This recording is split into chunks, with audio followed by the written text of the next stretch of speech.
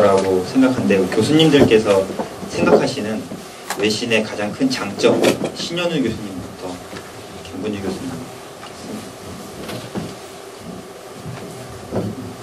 외신의 장점은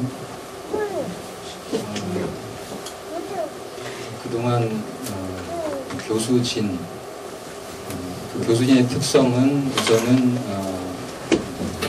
그 실력이 탁월한 분들이라는 측면과 또 하나는 이분들이 단지 실력이 탁월한 것이 아니라 옳은 걸 옳다고 얘기한다는 거예요. 틀린 거 틀렸다고 얘기를 하는 정직한 분들이다. 그 다음에 또 하나는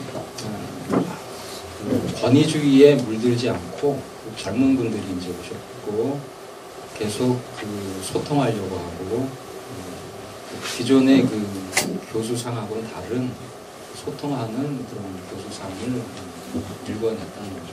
이필장 교수님 보면 굉장히 그 정장도 안 하고 강의를 하시잖아요. 저도 그거를 옆에서 보면서 많이 배웠는데 김근지 교수님은 정장을 좋아하지만 겸손하단 말이에요. 공통성이 있어요. 그러니까 오로지 자신의 삶으로 말을 합니다. 교수직은 잊어버려요. 그래서 저희는 해임하면 돼도 달라진 게 없어요. 교수라고 평소에 생각지 않았습니다. 하나님의 종이었어요. 근데 이사장이 자기 종이 되라고 자꾸 길을 들이는데 우리가 왜 당신 종이냐 하니까 여기 가라.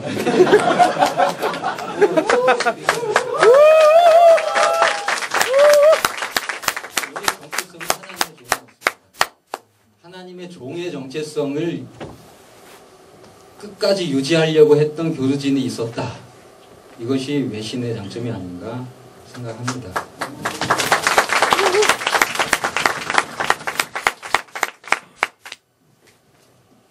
예, 뭐 신 교수님 말씀하신 거에 덧붙이면은 하여튼 제가 처음 와서도 외신은 이 좁은 이야기 안 해도 된다라는 점에서 좋았던 것 같아요. 초기에 전 외신에 와서 사실 제가 수업 시간에 강의한 내용 때문에 문제가 되기도 했었습니다. 뭐 저의 신학 사상에 문제가 있네 없네 뭐 이런 이야기가 시비가 붙기도 했었었고 그때 제가 기억하는 것이 우리 학생들이 제가 보기에는 저를 지켜주셨다 생각을 합니다. 그때 학교 우리 게시판에 그때도 외신 내신 건가요?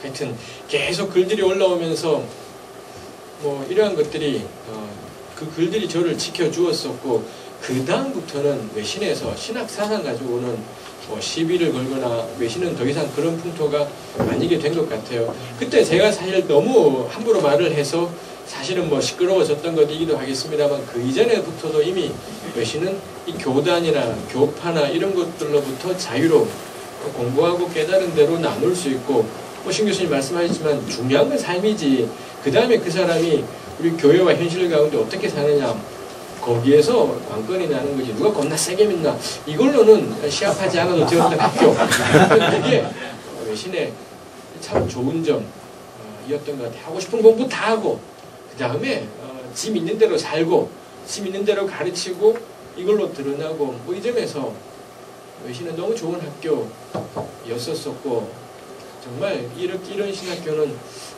우리 최근 몇 년간의 우리 외신의 우리 교수님들과 우리 학생들과 이런 관계들은 참 다시 생겨나기는 쉽지 않은 상황이지 않을까 싶기도 합니다. 네, 저는 우리 외신이 이 공정한 그 게임의 룰이 작용했던 학교였다. 그래서 강의와 연구에 집중하면 그만큼 또 인정이 되고 또 그만큼 그런 결과가 주어지고 하는 그런 하나의 교수로서 마음껏 활동할 수 있는 그런 장이었다. 어떤 정치적 또 교단적 압력이나 이런 것들이 그래도 좀 없었던 그런 학교였고 특별히 뭐 지금 공통된 이야기지만 강의실에서 자기 하고 싶은 이야기 마음껏 할 수 있었던 그런 곳이었기 때문에 참 외신의 장점이었고 또 거기에 대해서 우리 교수들도 굉장히 자부심이 있었습니다. 또 한 가지는 이거는 좀 구체적인 얘기긴 하지만 사실 강의실에서 원전으로 강의를 할 수 있는 학교 구체적인 예인데요. 이런 학교는 우리 한국에 존재하지 않습니다. 근데 우리 학교에서 이 원전주의를 할 수 있는 학교, 이것이 굉장히 참 큰 장점이었다 생각을 좀 했습니다. 그리고 이제 교수님들 간의 관계에서 정말 허심탄회하게 이야기하고 교제할 수 있었던 것도 굉장히 참 외신의 장점으로서. 근데 보니까 학생들의 얘기는 안 했는데요. 우리 학생들의 경우도 이런 그 교수들에 대해서 같이 호응하고 같이 반응해주고 또 같이 호흡해 주셨다. 이런 점에서 또 외신의 큰 장점이 아니겠는가 하는 생각을 합니다. 네, 감사합니다. 신현우 교수님 말씀할 때 뭉클했었어요. 감사합니다. 제가 뭐라고 말을 했냐? 좀 울지 그랬냐고. 저는 이 세 분들의 강의를 다 들어봤습니다. 그리고 최소한 이분들의 강의 피해 가시는 학생들도 많이 있었지만 저는 어떻게든 이분들의 강의를 다 들어보려고 다 애썼는데 제가 하나 느꼈던 건 이분들의 수업을 들으면서 이게 쪽수가 없고 교단이 없는 게 이렇게 자랑스러울 수가 있구나를 제가 느꼈어요. 특히 이렇게 교단이 없는 게 이렇게 자랑스럽고 쪽수가 없고 이런 것들이 또 이렇게 자유로운 분위기 안에서 신학 공부를 할 수 있다는 게 굉장히 자랑스럽고 뿌듯하면서 학교를 다녔던 것 같습니다. 저는 그랬고 이제 교수님들 학생 때는 어떠셨는지, 학창 시절 때 공부를 열심히 하는 학생들이었는지, 또 각자 나오신 학교가 좀 다른 걸로 알고 있는데요. 나는 정말 몇 점짜리 학생이었는지, 학생들의 점수는 잘 알지만 나의 점수는 몇 점이었는지, 정말 내가 공부 열심히 하셨는지 우리 이필창 교수님, 신현우 교수님 순으로. 네, 저는 지금 후회되는 게 있는 게 왜 놀지 않았나. 굉장히 후회가 돼요. 예상했던 대답입니다. 저는 할 게 없어서 공부했습니다.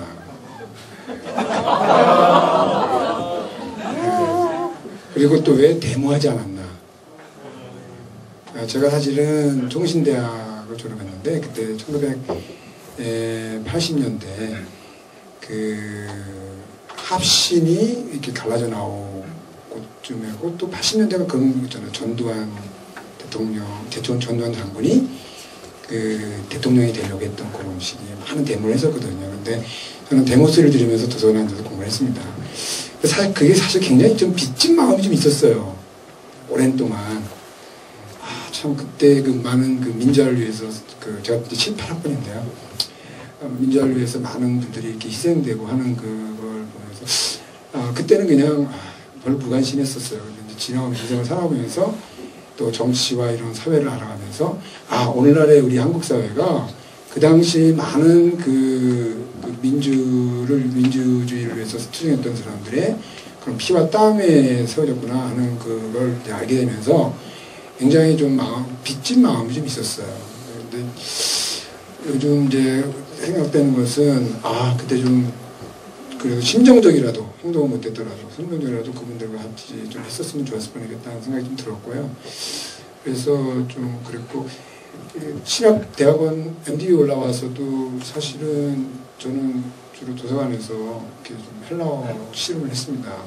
실험을 했는데 지금 생각해 보면 후회가 돼요. 좀 그런 것들이 좀 이렇게 널리 사람들과의 관계도 좀 갖고 또 놀기도 좀 하고, 좀 그랬으면 참 좋았었겠다 하는 좀 그런 아쉬움이 있습니다. 맞다, 참말로.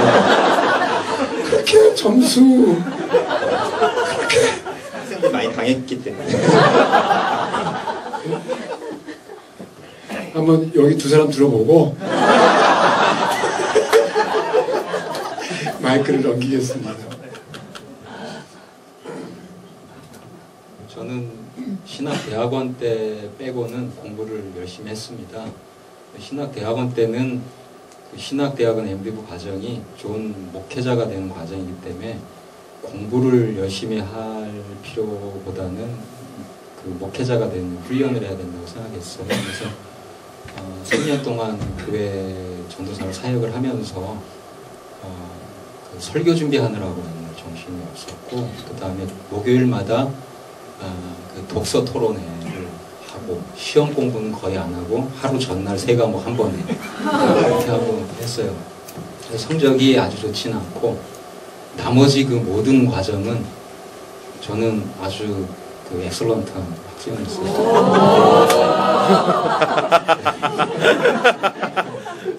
그래서 그냥 그 대학 시절에는 제가 저기 철학 공부를 했는데 공부를 너무 열심히 하기 위해서 데모도 안 했어요. 도서관에 밤 10시까지 남아 있었고, 그리고 매학기 장학생이었고 입학 때부터 졸업 때까지 8학기 4년 동안 딱 100만 원을 냈습니다. 제가 낸 학교에 있는 거. 그러니까 저는 뛰어난 학생이었어요. 졸업도 제가 우등 졸업을 했어요. 우등 졸업을 했고, 그래서 제가 서울대를 나왔다고 절대 인정을 안 해줍니다. 왜냐하면 저는 우등 졸업을 했어요. 근데 제가 죄스러운 건 뭐냐면 4학년 때는 제가 그때 조금 시내에 나갔는데 저는 데모를 안 했습니다. 6.29 선언 이전에 그때 비로소 나갔고 저는 공부만 했습니다. 그리고 그러나 제가 고민이 많았어요. 기독교가 사회에 어떤 태도를 취해야 되는가 고민이 많았고, 신대원 3년 그리고 유학 7년 동안 계속 그 고민을 했습니다. 그리고 이제 제가 안 것만큼 행동을 하려고 한 결과는 해직입니다.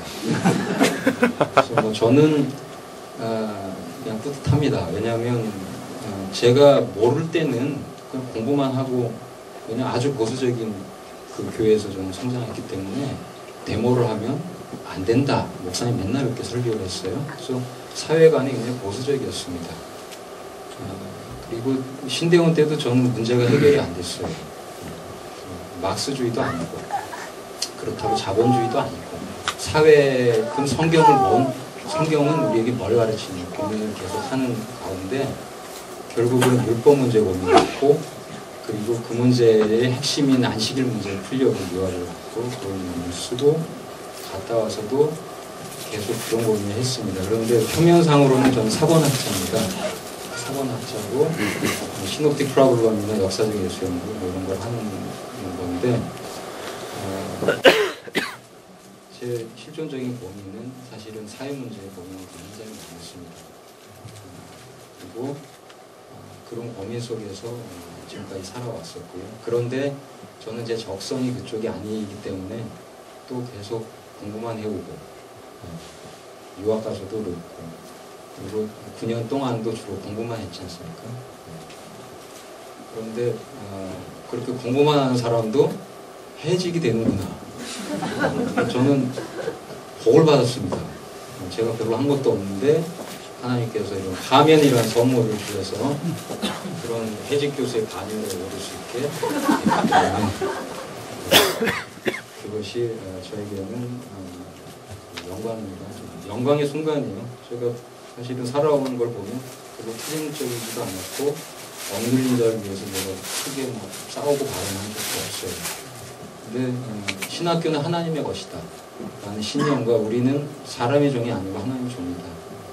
그 신념 때문에도 해직당할 수 있다는 게 참 기쁩니다.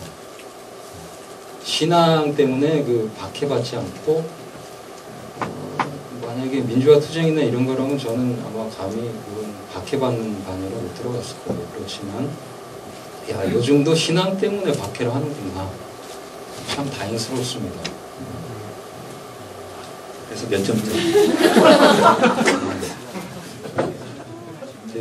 신대원 때는 저는 그 공부를 안 했기 때문에 한 70점짜리 학생이었고 그 외에는 한 90점?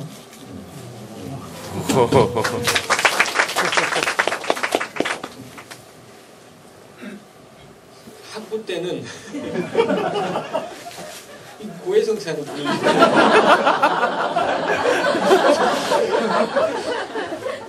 저 공부 별로 안 했었습니다. 뭐 학부 때는 대학교 1학년 때만 열심히 했었었고 그 다음부터는 너무 힘든 시대였었기 때문에 그때의 대학생 80년대 중반에 대학 다닌 사람들은 한마디로 말해서 이러지도 못하고 저러지도 못하는 그런 세상을 살았던 것 같습니다. 그 가운데 한 사람으로서 그 가운데 한 사람이 개인으로서 그야말로 이러지도 못하고 저러지도 못하고 예수님 믿지만 하나님 의지하지만 어쩔 줄 몰라 하면서 이 대학 시절을 보냈던 것 같습니다. 그러면서 그 고통 속에서 제가 섬겼던 교회 목사님의 권면으로 신학교 가게 되었고 뭐 신학교 가는 순간부터는 뭐 모든 걸 접고 이제 오로지 교회 사역에만 했던 것 같습니다. 신대원 때도 그래서 공부를 안 했습니다. 신대원 때도 공부하지 않고 오로지 이 교회 사역에만 온 힘을 다했었기 때문에 뭐 교회 사역 온 힘 다했다 해서 열심히 한 그냥 목사님 하라는 대로 다 한 거죠. 목사님들 하라는 대로 하고 계속 교회 가고 공부는 그야말로 등한시하고 제가 MDB 때 들었던 과목은 오직 성서학 과목밖에 없어요.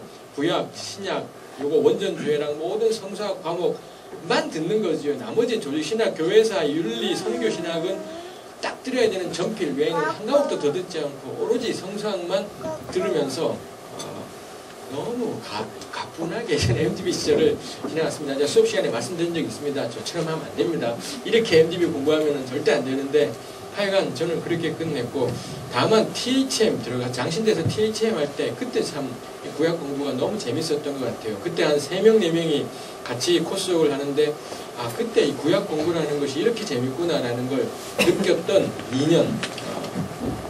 2년이었던 것 같습니다. 그리고 뭐 제대로 공부는 유학 가서야 하게 된 것 같습니다. 결국 공부를 별로 한 것이 없는 것 같긴 합니다. 학부 시절에 70점, 신대원 시절에 90점입니다. 네, 감사합니다. 그래서 이필재 교수님 그래서 이필재 교수님 점수는 몇 점이시죠? 저는 학부 시절에 한 90점, 신대원 시절에 한 90점. 말 안 하려고 했는데. 결국에는 결국에는 자기 자랑, 깔때기.